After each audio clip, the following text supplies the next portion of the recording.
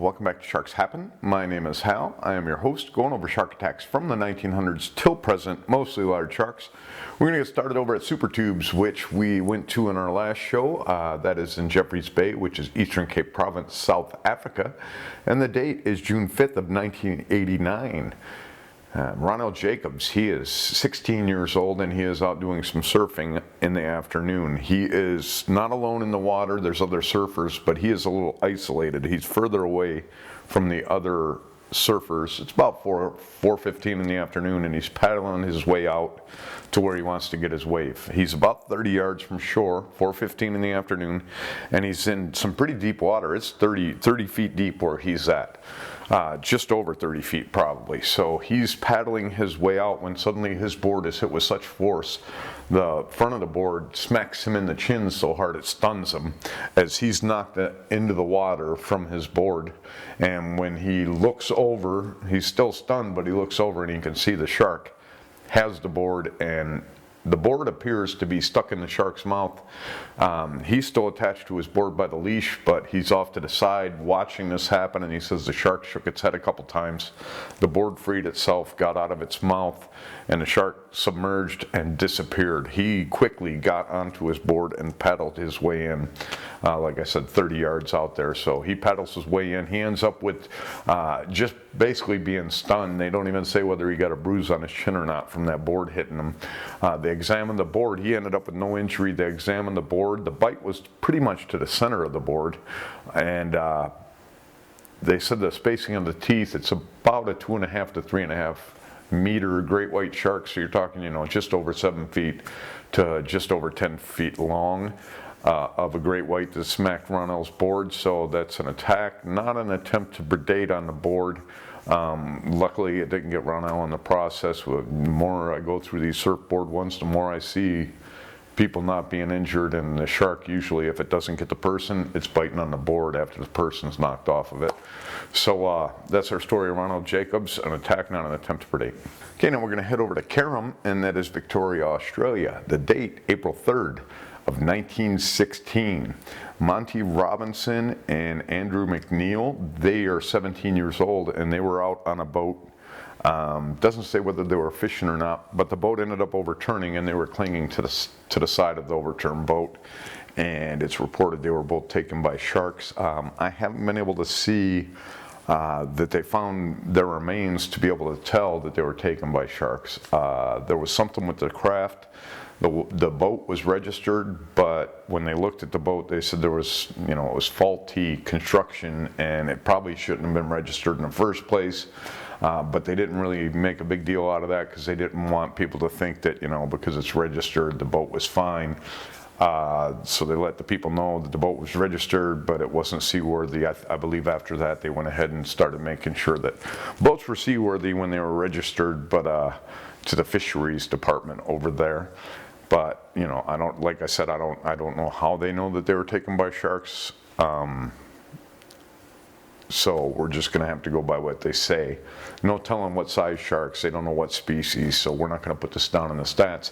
I wanted to go over the two boys, though, as sitting there clinging to an overturned boat. Anybody that's seen the reef knows how disastrous that can be in the wrong waters. So that's our story of Monte Robinson and Andrew McNeill, both fatalities. Okay, now we're going to head over off the coast of Jupiter, and that is Florida, and the date on this is April 3rd of 2015. Rick Neumann, he is 70 years old. He is with a friend, Julian Crew, and his girlfriend, and they are out doing some spearfishing, Rick and Julian. So they're in their wetsuits, they're in full dive gear, no tanks, so they're free diving, going down and coming back up. They might have snorkels, but they're going down, holding their breath, coming back up. So Julian goes down and he comes back up. He had gone down and speared himself a 50-pound cobia, really good eating fish. He got his fish, got up to the top. Rick ends up seeing what Julian got, and he's like, well, I'm going down to get one. So he's in 30 to 40 feet deep water. They're 3 miles offshore off Jupiter, and I don't know what time it is, but Rick dives himself down. He gets almost down all the way to the bottom. He's looking around for a fish, and suddenly he's slammed in the head so hard it knocks his mask off, and he feels a pain kind of in his shoulder and his head. Notices that a shark had him. Shark releases him, and he swims his way back up to where Julian is, and probably the boat. And he gets up there and he gets onto the boat, and he didn't realize the extent of the injury until he saw the faces of the two people that were on the boat. He reaches up, and he knew that he was bleeding from his head pretty bad, but he reaches up with his hand to check his ear, and he said that it was hanging there by a thread. And he got bit up pretty bad, needed over 200 stitches to be able to stitch everything back up. He had wounds to it. It got him in the shoulder and in the back and in the head. So he got bit on the shoulder and head at the same time, it sounds like, probably on the ear and the back side there, and then on the shoulder on the other side. He identified the shark as a 10-foot bull shark. So, you know, probably very lucky he got bit in the head and the shoulder, instead of in the thigh where those bull sharks like, or that bull shark might have been interested in, you know, finishing off what it has started. But the fact that it bit him in the head and the shoulder, you're getting all bone. I mean, you're probably not getting much meat at all, and that shark just figured isn't worth it and swam off. Especially a 10-foot bull shark. I mean, if it would have gotten him in a meaty place, he would have been in trouble. So a lucky attack there. He ends up surviving, over 200 stitches. And like I said, his ear was just hanging by a thread. So we're going to put this down as an attack, not an attempt to predate by a 10-foot bull shark. Okay, now we're going to head over to Buffalo's Bay, and that is in Western Cape Province, South Africa, and the date on this is April 15th of 1999. Hercules Pretorius is 15 years old. He's with two friends, Zach and Marius, and they are out doing some boogie boarding. They've been out in the morning, around 11 o'clock. Sometime before then, Marius gets tired and he goes in and he's resting on the beach. He's watching Zach and Hercules out there boogie boarding.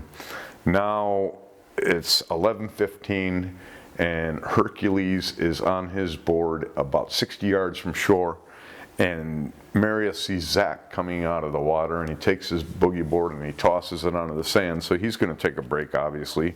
Well, now Marius looks out to Hercules and he can see a wave that rolled that had blood in it. So a red wave had rolled and Hercules is laying on top of his board. Marius and Zach run out to Hercules as soon as they can. They see that he's bitten in his side pretty bad. His eyes are rolling in different directions and he's not speaking. So they're trying to talk to him, but he's just not looking good. They go ahead, they know there's probably the shark in the area. They grab onto the board and they bring Hercules in.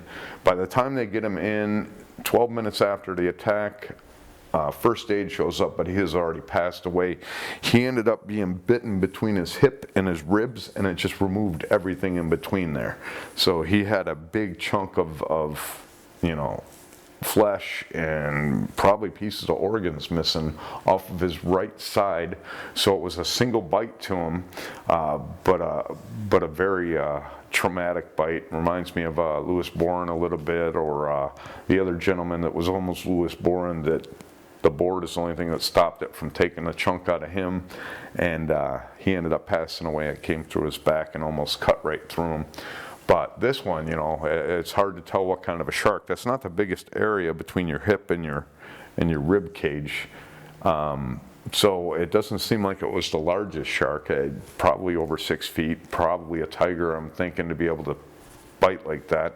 But you know, in those waters, I think it probably could be a bull, a tiger, a great white, or even a bronzy that's in the water there. So hard to tell what it is. They didn't identify the shark. They didn't even say what size. I'm going to say the shark was over 6 feet, 6 feet or over, and we're going to put this down as an attack, not an attempt to predate, and a fatality on boogie boarder Hercules Pretorius. You know, we're going to head over to Bombo Beach, and that is in New South Wales, Australia. The date, March 30th, 2016. Brett Connellan, he is 22 years old, and he is out doing some surfing. It's about 7 o'clock at night, and he's just over 100 yards from shore. Doesn't say how deep the water is, and suddenly a gentleman who's surfing that's 50 yards from him ends up hearing screaming, and he goes over to him and he asks Brett, how is it? And he says, not good. So the other surfer helps Brett get into shore, They get him in and they do their operation on him. He ended up having a lot of his thigh was missing, and then it ripped the quadriceps to the bone and pulled that away all the way down to the bone. So he had some major damage to his leg. He also had defensive wounds to his hands. He gets in and he ends up surviving this attack. They probably had to do a ton of skin grafts and other things that didn't do any artery damage or damage to anything that would make him bleed out. So he ends up surviving this attack. Luckily, when he got onto the beach, there were two off-duty nurses that they were able to take, and I think they used his cord from his leash, and they made a tourniquet, and they held the bleeding off till rescuers got there, paramedics got there, got him in, and he ends up surviving this attack. They don't know what type of shark it is. They don't say what size shark it is. Probably a pretty large shark. 7 o'clock at night, it's dusk.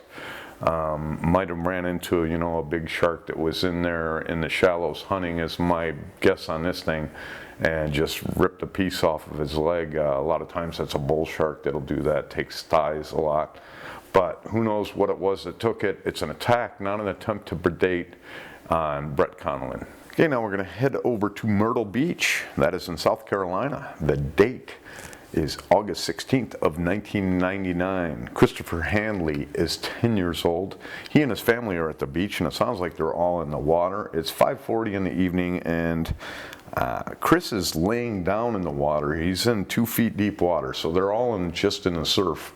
And Chris is actually laying down in the surf, and it's 5:40 in the afternoon, and suddenly Chris is hit in the head by something, and when he stands up, he can't see anything around him, but he touches his head and he can see blood. So it's his little brother, 4-year-old little brother, that ended up seeing a shark, the dorsal fin of the shark, as it was swimming away. So his little brother got to see the shark as it swam off, and sounds like nobody saw the shark coming in at him. But Christopher gets bitten in the head, and he ended up with lacerations in his ear, in his head, on his neck, and on his back. And he needed over 200 stitches to close his wounds. Don't tell them they say that the shark was 6 feet long, but they don't explain what kind of shark. They must not have found any tooth fragments. I would have thought they might have found one. You know, you're biting that hard stuff like that, but they no telling of tooth fragments. So, you know, it could be a bull shark, could be one of those black tips. Just whatever would be in the shallows at the time. I don't think it was a nurse shark, a gray nurse shark, because those usually you can tell by the pokes in them. So it sounds like a shark with, you know, the blade-like teeth and not the pointy round spirals. And they just don't know what kind. So we know it's 6 foot. We're going to put this down as an attack, not an attempt to predate, on Christopher Handley, 10 years old. Okay, now we're going to finish off our unprovoked attacks over at Tourmaline Surf Park, and that is in California. And the date is May 8th of 2013. Brandon Beaver, he is 42 years old, and he has gone out to do some surfing. His girlfriend notifies authorities later on that same day that he is missing. He hasn't came back from doing his surfing. One person was reported to see Brandon go out, and there was other surfers around, but Brandon was paddling to the north off by himself, so he was paddling himself off somewhere else. He says it's not unusual to see something like that. And then later on, I believe there was emergency call from somebody to the lifeguards on the beach. I think it was to the lifeguards, that there was a person that was far offshore and they seemed to be in trouble. So they launch a search and they don't find anything. The next day they find the body. It was actually pretty bad shape. It had been chewed up by a number of sea creatures, including a juvenile great white shark chewed on the body. But this is one of the odd stories here. He ended up taking his wetsuit off. I mean, it's cold water. It's freezing cold water there, and 50, 60 degrees, maybe 60 degrees if you're lucky. So too cold for somebody to survive without a wetsuit on. He took his wetsuit off and he tied it around his board. He didn't even just lay it on the board or take it off. He took it off and he tied it around his board. It stumps people that looked into it because they've said they've never heard of anything like that happening before. they end up finding the body and take him in. The autopsy ended up, and it did discover that he ended up drowning before the attack. So from the help of everybody in the community out there, I know now that there was lack of bruising. There wasn't arteries pulled up wherever there was a bite into one. And they'll contract, I guess, into this, up into the body, and there's bone changes, differences in bones. So they can tell now, we know how that, at least now I know ways that they can tell. So fortunately, he was already passed away from probably hypothermia and drowning, and then was taken by the shark and chewed on by other things. But an odd case, his girlfriend had said that he did suffer from some mental issues. He was bipolar, and he had past suicidal thoughts. So to me, I mean, if you're just looking at this, after looking at all this thing, it looks like he wanted to, you know, suicide himself, maybe by shark, but it didn't happen. Maybe it didn't happen, he figured it would. Being that far out, you know, you're close to shore, you're kind of out of their territory, but the further out you go, the more likely it is that, like the drone footage, there's a shark somewhere looking at you, deciding what it wants to do. But maybe, you know, he was thinking that would happen, and it didn't, so he took off his, the only thing keeping him, you know, alive in the water, that suit, took it off and tied his wetsuit to the board. So just an odd story. I would think that it's a very sad one. It looks like this, whatever happened to him, he kind of did purposely. I understand that the one gentleman said that he looked like he was struggling, but I mean, if he's got his stuff off already, yeah, he's probably going through hypothermia and going through the last stages of, you know, consciousness, and you'll probably do some struggling thing even if you did that by choice. So that's our story, and of Brandon Beaver, and just a sad one. And we're gonna get finished off with the show.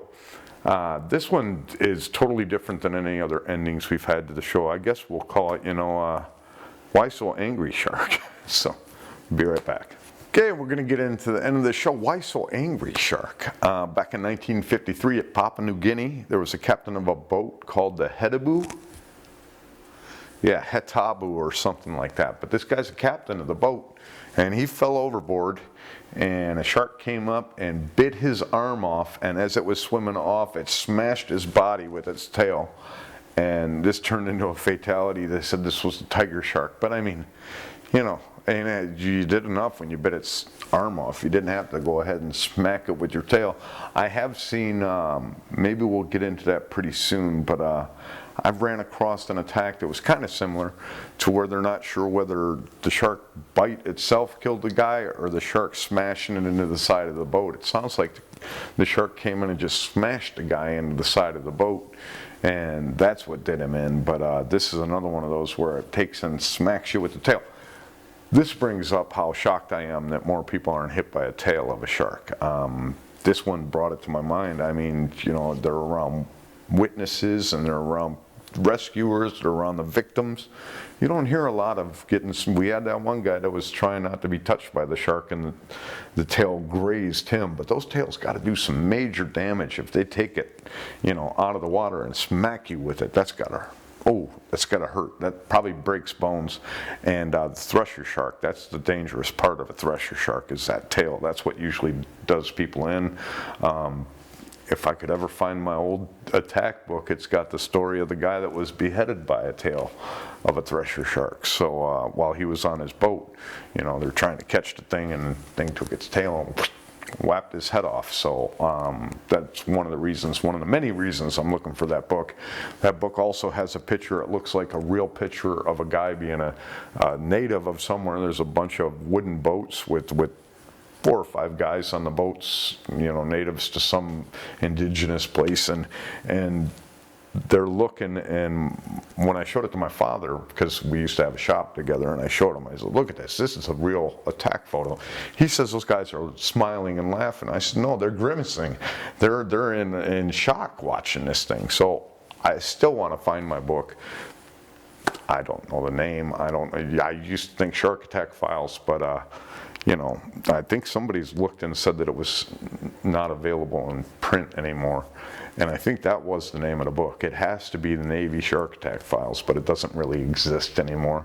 Probably because of what it has in there, and it's not along the lines of what you're supposed to talk about with shark attacks. If you're in on the shark group, you're supposed to talk about how it's, it's so rare and all that other thing. So I wouldn't think that they would want that book around. I don't know how you get rid of a book like that, though, and I don't know how you get them to print a book once it's out of print. That would be something. So that's our show for today. I hope you enjoyed it. I hope you'll be back in a few more days. But remember, if you go into that water, you are much more afraid of those sharks than they are of you.